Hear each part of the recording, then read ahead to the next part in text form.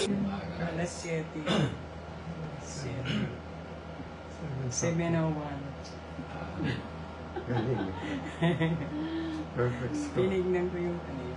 Depende na po kayo, di ba? Yeah. Retire na kayo. Matagal na. Ayun. Matagal na. Ako rin, I'm tired of retirement. Okay. Hindi. Hindi. Wala. Ay. Sabi nga ng kuya ko, I'm tired of resting. Hindi siya sanay na walang trabaho. Okay na? Sige po. Ay, manalangin. Amen. Welcome everyone. Salamat po, Aming Ama. Salamat sa iyong presensya sa aming buhay. Thank you, Lord, na we are able to gather together and receive your message, receive your teaching.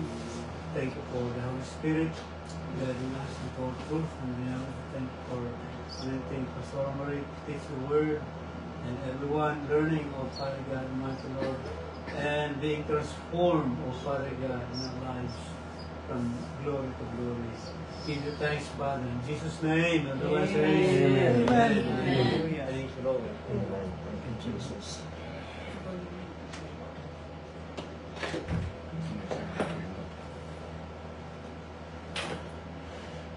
So, praise the Lord. Ano ang pag-uusapan natin? Ano ang pag-uusapan natin ngayon? Pagsalita ng buhay. Thank you, Jesus. Marites? So, Marites. John 16:33, sino nagsasalita? Si Jesus. I have said these things to you. Sino yun to you? Atin. And at that particular, or in that particular moment, Disciples. mga disciples niya, ano ba ang okasyon nito? Nagpapaalam na si Jesus kasi malapit na siyang hulihin at nagbibiling siya, sabi niya, you will be scattered. Alam mo na, yung mga bibigyan niya ng idea, yung mga disciples, kung ano mangyayari sa kanila. Sabi niya, I have said these things to you, that in me, kay Kristo, magkaroon tayo ng kapayapaan. Tapos sabi niya, in the world, you will have tribulation. But take heart, I have overcome the world. Ano yung sabihin no, in the world, you will have tribulation? Sigurado ba o hindi? Sigurado. Sabi niya, sa mundong ito, magkakaroon tayo ng mga problema, mga trials, troubles, challenges, obstacles, nandiyan lahat, sabi niya, pero huwag kayong mawawala ng lakas ng loob o ng puso kasi sabi niya, I have overcome the world. So, tandaan natin yan na in this world, we will have tribulation. Sabi naman ni Paul sa 2 Timothy 3:1, but understand this, that in the last days, nasan yung last days? Nasa last days ba tayo? Amen. Oo. Mula nung umakyat si Kristo sa langit, nag-umpisa na yung last days doon, no? But understand this, that in the last days, there will come times of, difficulty. So this is just, kumbaga, echoing what Jesus said, na in the world you will have tribulation. Kay Paul naman sabi niya, times of difficulty. Nakikita ba natin yan sa panahon natin, times of difficulty? Sabi niya, tapos, marami siyang sinabi, for people will be lovers of self. Mapagmahal sa sarili, mapagmahal sa pera, mga mayabang, arrogante, abusado, disobedient to their parents, ungrateful, unholy. Nakikita ba natin yan ngayon? Oo, nakikita natin yan. Heartless, walang puso, unappeasable. No, hindi mo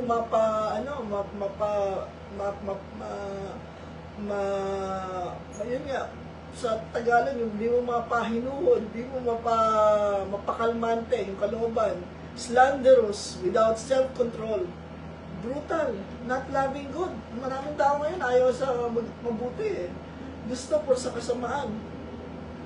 Treacherous. Dangerous. Reckless, walang pakundangan. Reckless, swollen with conceit. Lovers of pleasure rather than lovers of God. Sa iba, more than lovers of God. Having the appearance of godliness, but denying its power, sabi dyan, avoid such people. Yung minsan, mahirap i-avoid to eh. Alam mo kung bakit? Kasi minsan itong mga taong to, nagde-describe sa mga pamilya natin, sa mga kamag-anak natin, sa mga kaibigan natin, di ba? But the idea is, these are difficult times, these are perilous times in the last days, no? Nangyayari talaga yan, at nandito na nga.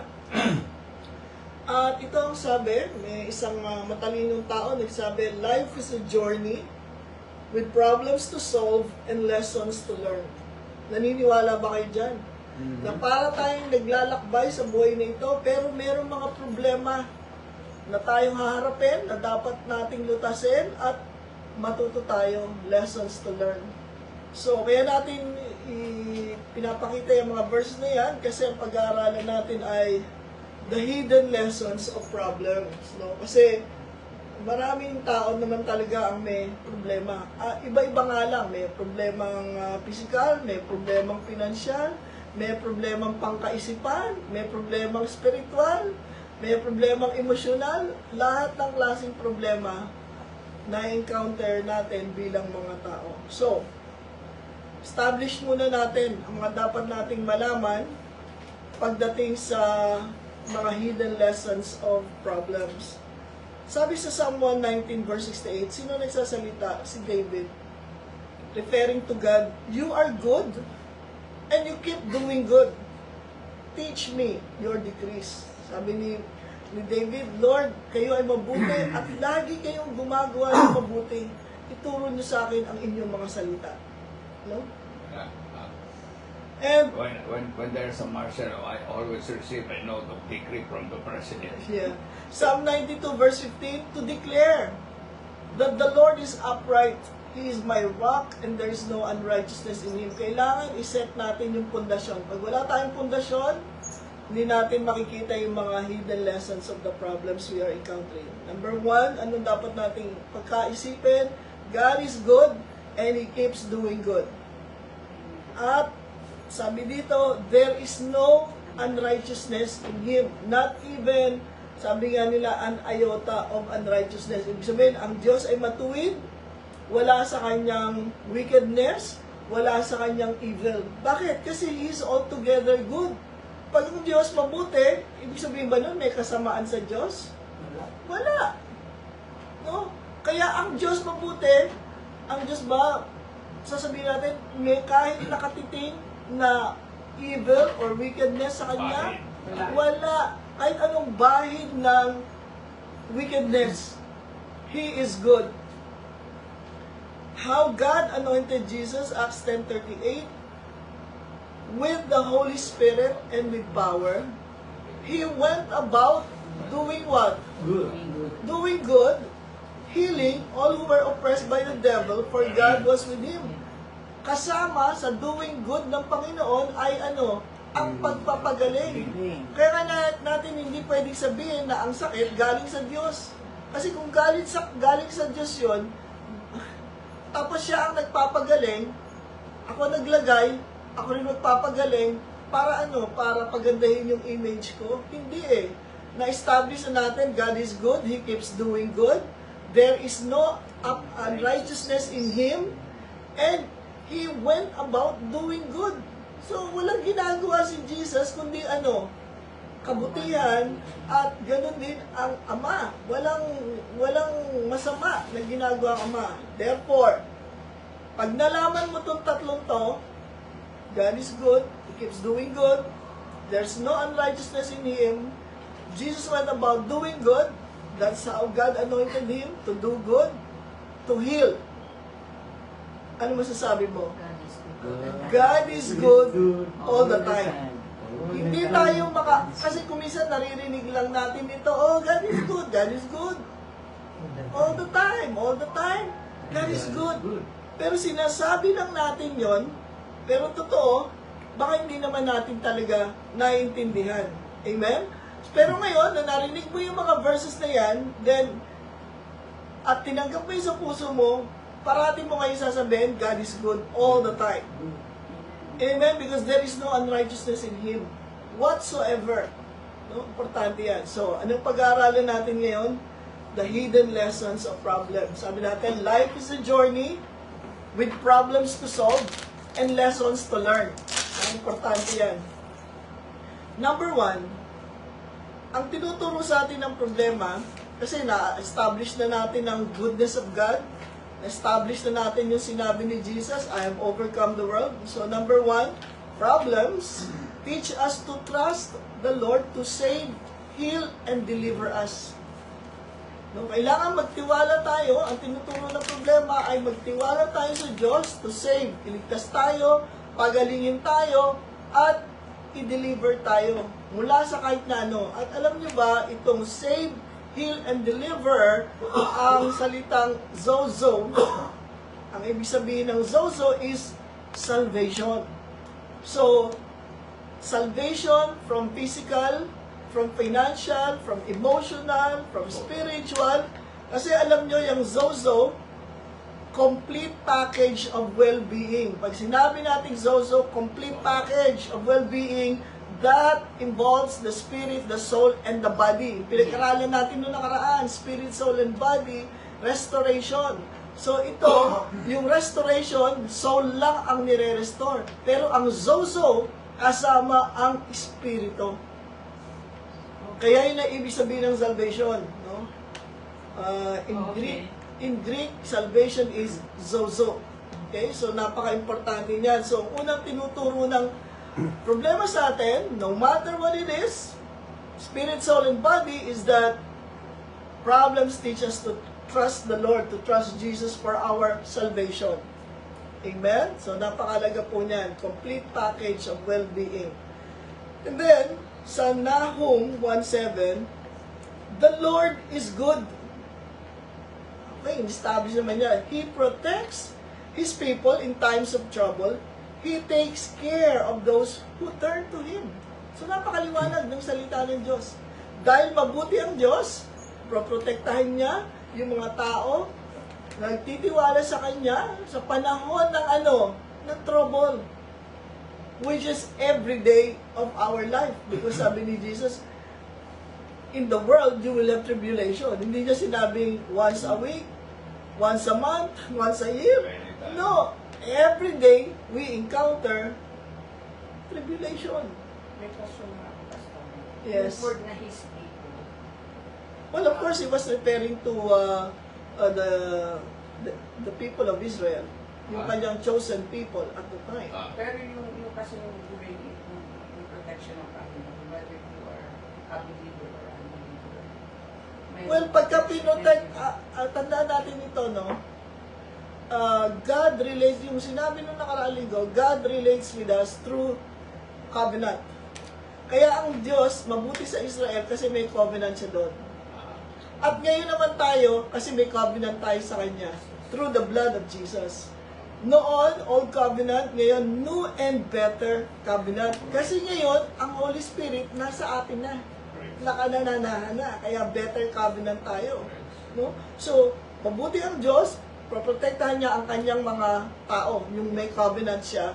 He takes care of those who turn to Him. So, protection, and then taking care of us. Napakahalaga nun. No?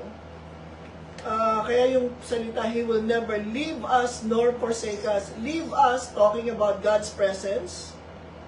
And He will never leave us nor forsake us, talking about His protection and provision. No? Kaya kasama yan dyan. Amen. So this is a good verse. Kasi kung sa Old Covenant, andyan na ang pangako ng Diyos, how much more ngayon sa New Covenant. Isaiah 41:10 sa Good News Bible, no? Lahat ito, kahit anong version, basahin mo, maganda. Pero sa Good News Bible, medyo mas madaling intindihin. Do not be afraid, I am with you, I am your God. Let nothing terrify you. I will make you strong and help you. I will protect you and save you. So, pag alam natin itong mga salita na to, nire-reinforce nito yung una nating sinabi. That problems teach us what? To trust the Lord to save, heal, and deliver. Yung tatlong yan, napaka-importante. Save, heal, deliver. Glory be to God. At save, heal, deliver, again, is zozo, meaning salvation. spirit, soul, and body. Okay? So, number 2, problems teach us to honor the Lord in our present situation. Kasi madaling magpuri sa Panginoon pag lahat maganda. Madaling magpuri sa Panginoon pag wala tayong sakit. Madaling magpuri sa Panginoon pag marami tayong resources. Madaling magpuri sa Panginoon pag anak mo lahat mabait. Pag maganda ang trabaho mo, meron kang source of income. Pero mahirap i-honor, parangalan, bigyan ng karangalan ang Diyos sa mga sitwasyon na parang tayo ay nasa problema at nagigipit, pero ang mga problemang ito, tinuturuan tayo to honor the Lord in where? In our future situation. Lord, pagka gumaling na ako, Lord, pag meron na akong pera, Lord, pag lahat marami tayong pinapangako sa Diyos. Pero ang sabi ng Panginoon, ngayon, itong present situation mo, anong present situation mo? May sakit ka? Honor the Lord. May wala kang resources, honor the Lord. Amen? May problema sa pamilya, honor the Lord, no? So, 1 Thessalonians 5:18, very familiar verse natin to. Be thankful in all circumstances. Good circumstances, bad circumstances, kahit ano pa yan, be thankful. This is what God wants from you in your life, in union with Christ. So ano daw, kung tayo ay nakakabit na kay Kristo, anong inaasahan ng Diyos sa atin? Maging mapagpasalamat. Bakit? Nakakabit ka kay Kristo eh. Si Kristo ba kahit kailan magko-complain tungkol sa Ama? Hindi. Never. Ang si Kristo, parati siyang nagbibigay parangal, nagbibigay papuri sa Diyos Ama. Lagi niya sinasabi, the Lord is good. Thank you, Lord, that you always hear me. So, because we are in union with Christ, God wants us to be thankful.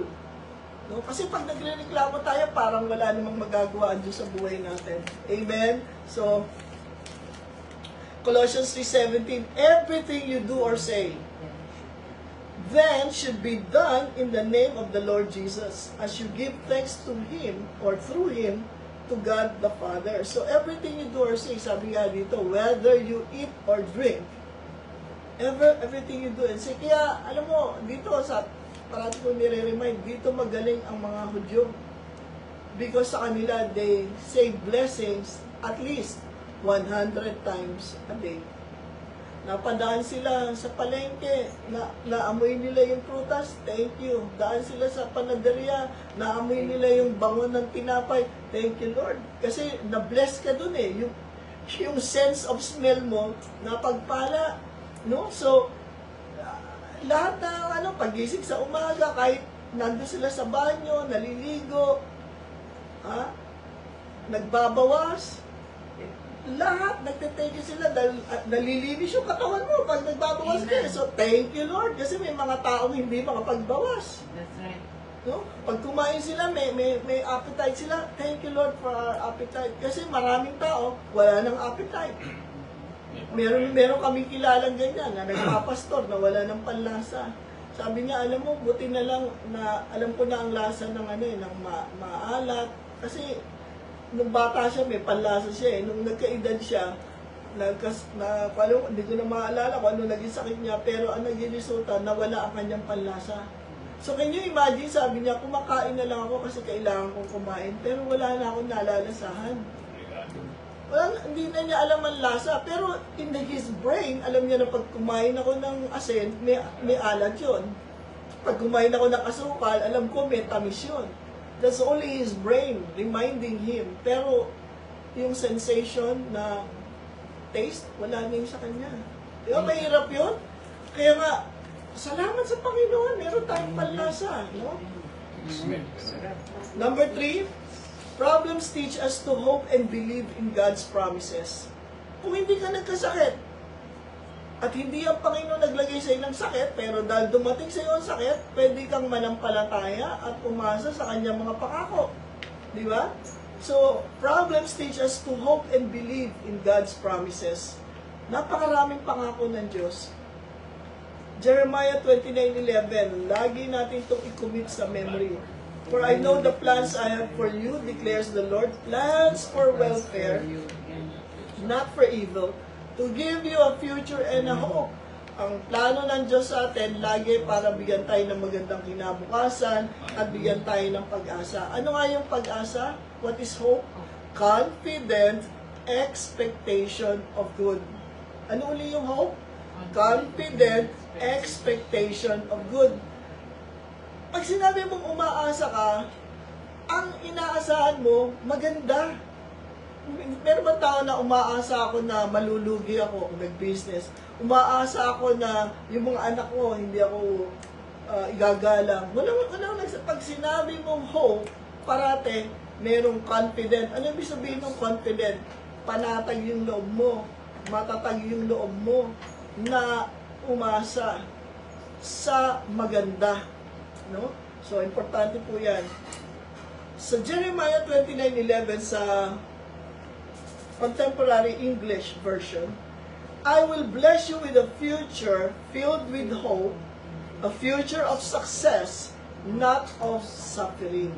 So, suffering, dumarating kasi we live in a fallen world.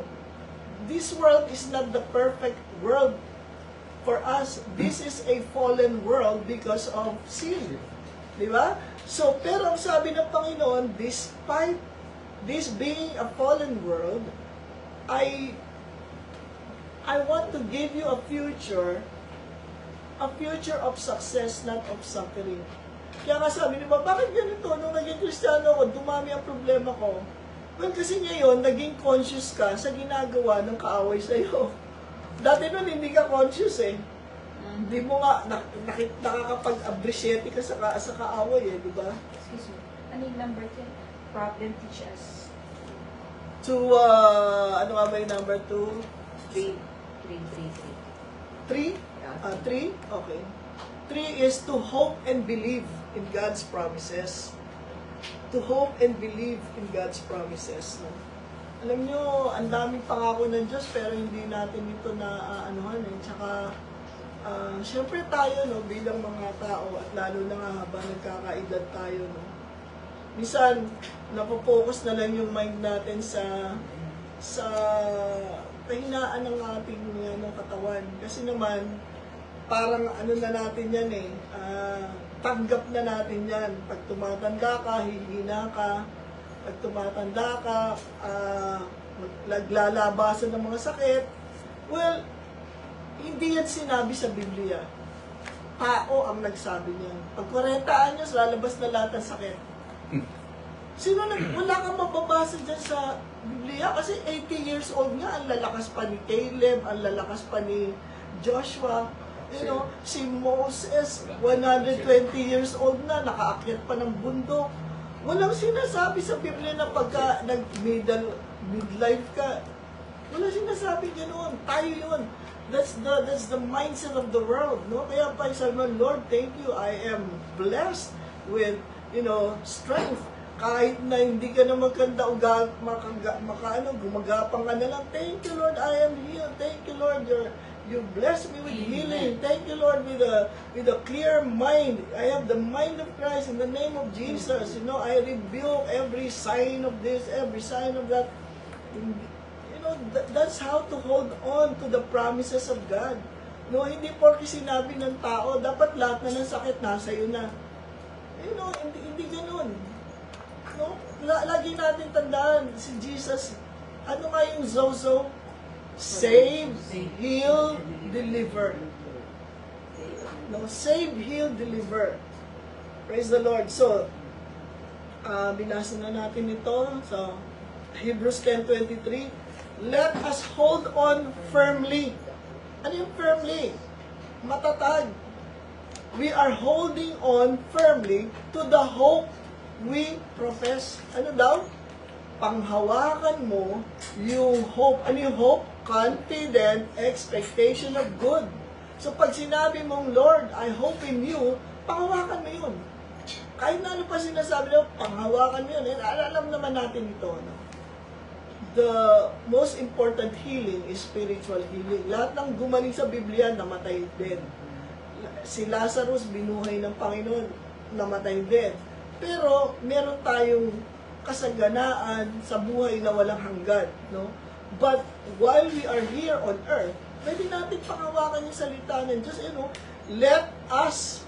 Ano yung let us? Who will let? Ano ba yung let allow? Sino ba ang mag-hold firmly? Ikaw, ako. Hindi mo pwedeng sabihin na, itong kapitbahay ko, si pastor, si pastora, si brother, si sister, ang mag-hold firmly para sa akin. No, ikaw yun. Kaya kahit na, sabi ko nga, kahit na, hindi ka makahinga, naalala ko lang, I always go back to that point where I was declaring halos paputol-putol na salita. God breathed into my nostrils the breath of life. God fills my lungs with His breath. Kasi wala kang oxygen eh. God fills my breath and my lungs with His breath. Kino-confess ko yun. Nag-hope ako doon. Dinideclare ko yun. So, sabi dito, because, why are we to hold on firmly? Because, itong dahilan, we can trust God to keep His promise. Amen. Pangako ng tao, hindi mo pa panghahawakan. Pero pangako ng Diyos, ibig sabihin, hold, panghawakan mo ng matindi. Yakapin mo yung salita ng Diyos. Huwag mong pakakawalan. Ibig sabihin, huwag mong pakawalan. Kahit na nayayanig ka na, hawakan mo pa rin yun. Yun ang ibig sabihin doon. Praise the Lord.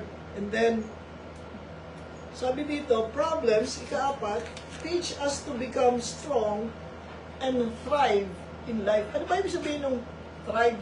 Managana ka, maging maunlad ka, no? Sa buhay na ito, kahit may mga problema, managana ka pa rin, no? Maging malakas ka pa rin, no? In the name of Jesus, yun ang gusto niya, yun ang, imbis na yung problema, tinuturuan tayo malugmo. Ang mundo, pag may problema ka, parang nasentensyahan ka na. Pagka may problema ka, manghina ka na. Pag may problema ka, mawalan ka na ng pag-asa. Hindi, kabaliktaran. Ang problema, nagtuturo sa atin na maging malakas at managana pa rin sa buhay na ito. Sabi sa Proverbs 24:10, if you faint in the day of adversity, your strength is small. Pagka daw tayo nanghina sa araw ng problema, mahina talaga yung strength natin. Pero our strength is of the Lord Himself. Tapos sabi niya, the joy of the Lord is our strength. So, kapag madali tayong nababagsak, nawawala ng pag-asa, mahina tayo. Mahina tayo sa pananampalataya, mahina tayo sa paghawak sa salita ng Diyos, mahina ba tayo sa ating paninindigan sa kanyang mga pangako, no? Gusto kong balikan lagi yung mama ko Yung time na ang father ko hinahanap pa niya yung talagang business na magiging maunlad siya. Sabi ng tiyahin ng mama ko, yung nagkalayo dyan, sad-sad na ang bangka, gaod ka pa ng gaod. Ibig sabihin nun, yung bangka nandun na sa lupa, ganyan ka pa ng ganyan. Ibig sabihin, give up ka na, ganon. Pero hindi, talagang nagpatuloy yung mama at papa ko hanggang sa umunlad yung kanilang business and everything. Kasi pag nanghina na tayo, ano yung sabihin nun? Our strength is small. Sabi sa 1 Peter 5:10, and the grace of God, God of all grace. Ang ganda ng pangalan ng Diyos, God of all grace. Amen. Who called you to His eternal glory in Christ. Saan daw tayo tinawag ng Ama? To the eternal glory of Jesus Christ. After you have suffered a little while, will Himself, sino yung Himself? God the Father, will Himself restore you. Napag-aralan natin yung restoration ng nakaraan. And make you strong, firm, and steadfast. sabi niya, oo, hindi natin nadideny. Pero ang nararanasang suffering. Pero yung suffering na yan, temporary lang yan eh. Kasi the Lord will Himself restore us. Ano daw yung restore? Kung natatandaan nyo, return to wholeness. Return to wholeness. The Lord will still bring us back to wholeness. Huwag kang mawala ng pag-asa. Huwag kang tumigil sa pagdideclare ng salita ng Diyos. Importante yun. And then, number 5, problems teach us to look at ourselves and change for the better. Yun naman ang isa pa. Pag meron tayong problema, nagkaroon ka ng problema sa pera, tingnan mo yung sarili mo. Bakit ako nagkaroon ng problema sa pera? And then change. Diba? Kaya yung kanta ni Michael Jackson na if you want to be in a better place, take a look at yourself and change. Yung man in the mirror, no, naalala niyo kanta niyo. Sabi niya, ang una mong gawin, tingnan mo yung man in the mirror. Sino ba yung man in the mirror? Ikaw. Sabi niya, take a look at yourself and change. Importante yan. Nagkaroon ka ng problema sa sakit, there must be something to change. Sabi ko nga nung na diagnose ako nung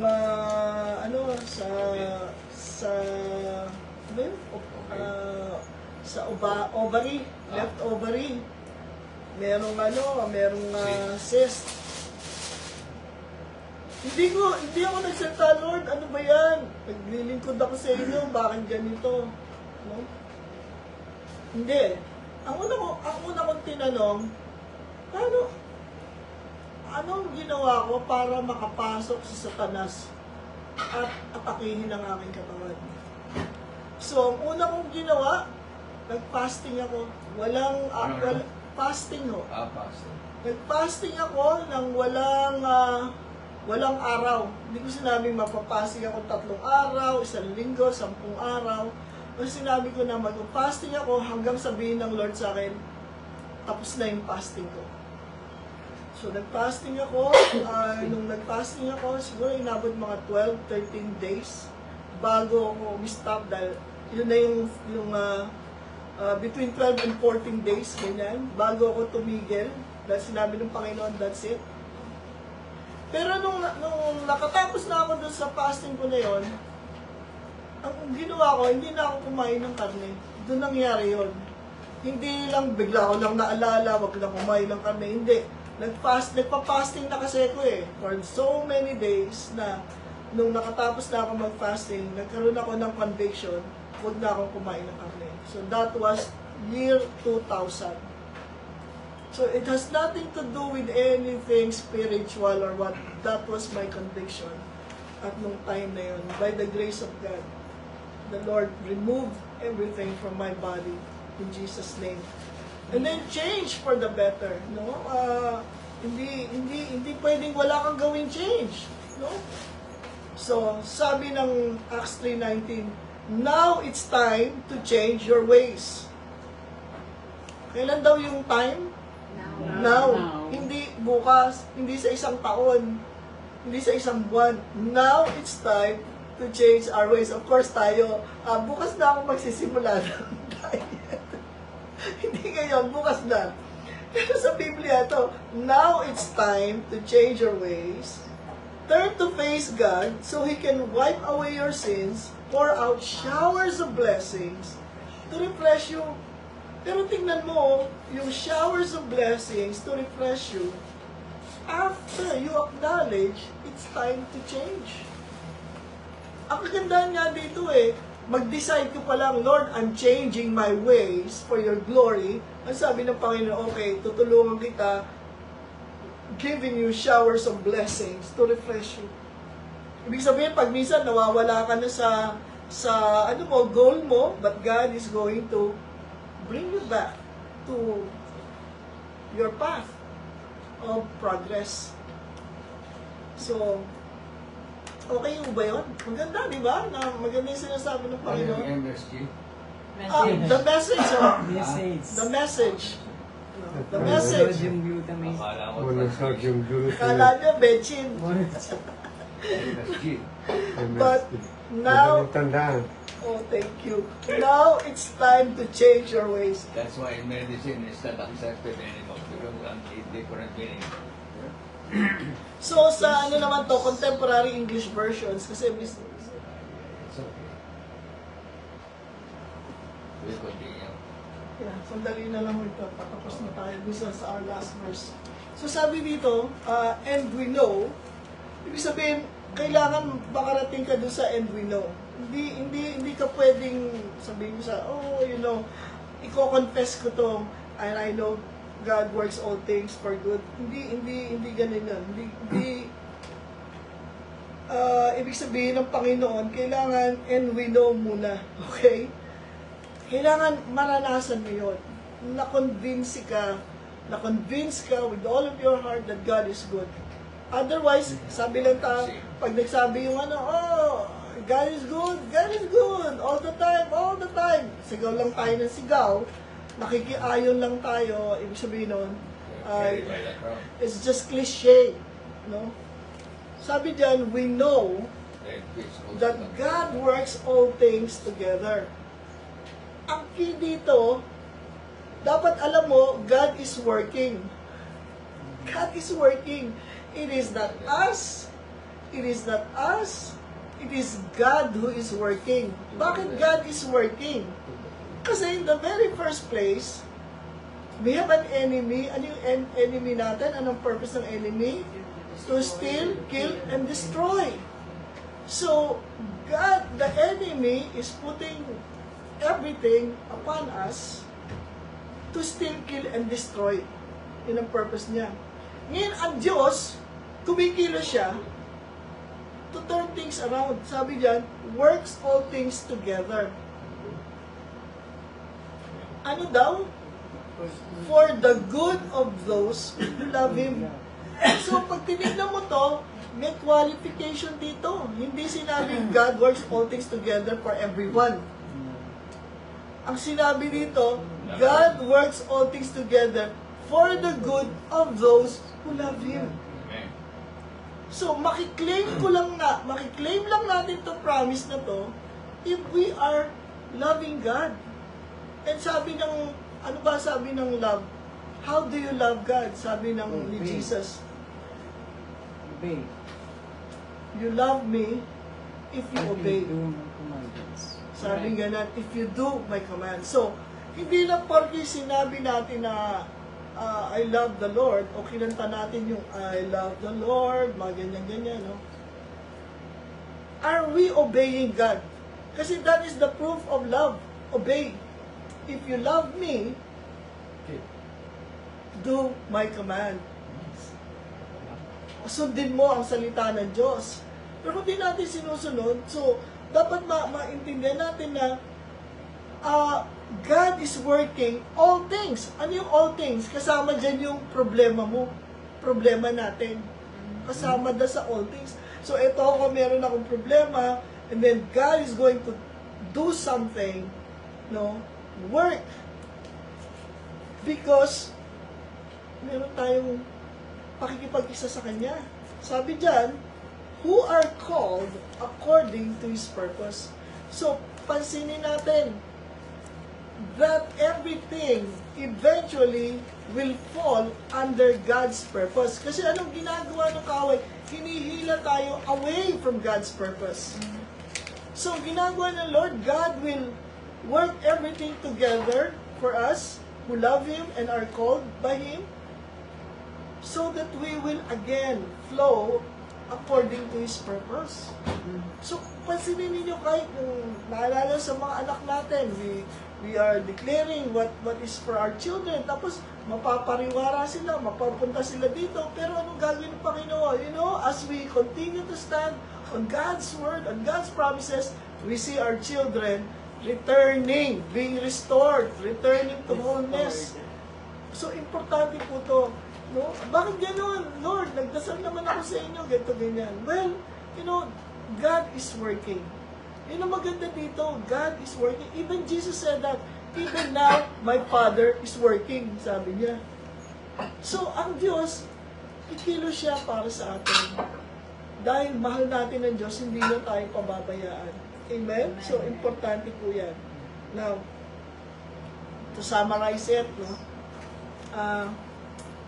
The hidden lessons of problems. Nandiyan ang problema so that it's teaching us to trust the Lord, to save, heal, and deliver us, to honor the Lord in our present situation, to hope and believe in God's promises, to become strong and thrive in life, not just survive, but thrive, no? And to look at ourselves and change for the better. So yan po yung hidden lessons of problem. Kaya sabi sabi sa book of Peter, 1 Peter, sabi sa book ni James, consider it joy when you encounter various trials or troubles or problems. Kasi yan ang dulot nun. Sabi nga problema parang God's instrument to teach us. Not that He put the problem in us, but that God is able to turn things around for us. Importante po yun. Kaya next time, pag nakakita tayo ng problema, Lord, thank you because there is something that I will experience through this. Ano yung uli yung quotation natin kanina? Life is a journey with problems to solve and lessons to learn. Life is a journey with problems to solve and lessons to learn. So, pag hindi natin masosolve yan, hindi yan problema. Kasi lahat ng problema, may solusyon. So, do you have any questions or comments or anything? I've learned recently. Nadidinig ko din kay Pastor ito. Form the habit. Remember, Pastor? Sino Form the pastor? right habit. Because bad habit, you know what I mean? If you have a bad habit, it will not be erased, you see? So, my point here is, form the good habit. Yeah. Okay? And your good habit will become your character. And your character will tell you who you are. Yeah, but Are you getting me? to para matanggal yung bad habit, kailangan magkaroon tayo ng good habit to replace it. Correct it. Yeah. Di ba sabi ko, throw away bad habit, form the good habit, and that you continue practicing, it become your character. Yeah. And your character speaks who you are. Yeah. But it follows whether Yeah, that is my it follows whether good or bad habits. It will Kasi still we end. don't form the bad habit. We have bad habit kung you kinukontinue to that, Yes. you should stop that. Yes, totoo yun. So, and bad habits are hard to break. Yeah, and that's why I say. It only takes 21 days to form a new habit. Pero years, and you still are locked. That's why it Imprisoned become a by the bad character. habit. That's why it become a character who you Yes. are. Kaya, That's, totoo yun. that's the good lesson I learned today. So, meron pa po ba kayong gusto idagdag or maliwanag at tayo ay mananalangin? So, kahit anong problema natin ngayon, look at this Trust, honor, and, become ask the Lord to lead you for us. So, you know, for the better. For you. kung anong dapat ninyong gawin. Pero unang-una na nating unang-una na talaga pagdating sa problema, bago tayo makarating dito sa number 5. Number 1, mag-trust muna tayo sa Panginoon as our salvation. Amen? So, sige po, tayo manalangin. Aming Ama sa langit, maraming pong salamat sa inyong pagpapaalala sa amin. Lord, na in this world that we are living in, Panginoon, maraming mga problema at challenges. But, praise God, Jesus has overcome the world. Salamat po, Lord God, na anuman ang aming nararanasan at pinagdadaanan sa oras na ito, maaari kami magtiwala sa inyo at nagtitiwala nga kami sa inyo, Panginoon, sa oras na ito. Sinusuko namin sa inyo ang lahat ng mga bagay na nagpapahirap sa amin, maging sakit man ito, maging sa pananalapi man ito, Panginoon, sa aming mga emosyon, ano man ito, O Lord God. We surrender everything to you. Lord, salamat po na you are here to save, heal, and deliver us, O Lord God. It covers our spirit, soul, and body. Kaya naman sa oras na ito, Panginoon, ang sino mang nais na magkaroon ng relasyon sa inyo, ang nais na magsuko ng kanilang buhay sa inyo, Lord, ay sinasabi nyo, anyone who comes to you, Lord, you will not turn away. Sino mang lumalapit sa inyo, Lord, hindi niyo itataboy. Kaya naman sa panalangin ito, O Lord God, ay lumalapit kami sa iyo. Panginoong Jesus, salamat po na kayo ay namatay upang pagbayaran ang lahat ng aking mga kasalanan. At kayo ay nabuhay na muli upang bigyan ako ng buhay na walang hanggan. Salamat, Panginoong Jesus, na kayo ang aking tagapagligtas. Na wala akong kakayahan sa aking sarili maliban sa inyo lamang. At sa oras na ito, tinatanggap ko ang inyong pagpapatawad sa lahat ng aking mga kasalanan. At gaya na inyong pangako, ang banal na Espiritu ay binibigay ninyo sa akin upang maging gabay ko, upang magturo sa akin. Maraming pong salamat sa oras na ito. Sa pangalan ninyo, O Jesus. Amen. Amen. Thank you, Lord Jesus. Lord. Thank you, Jesus. Yeah. Basta wag mo munang ano ito Ano na. solution lang, ano? Basta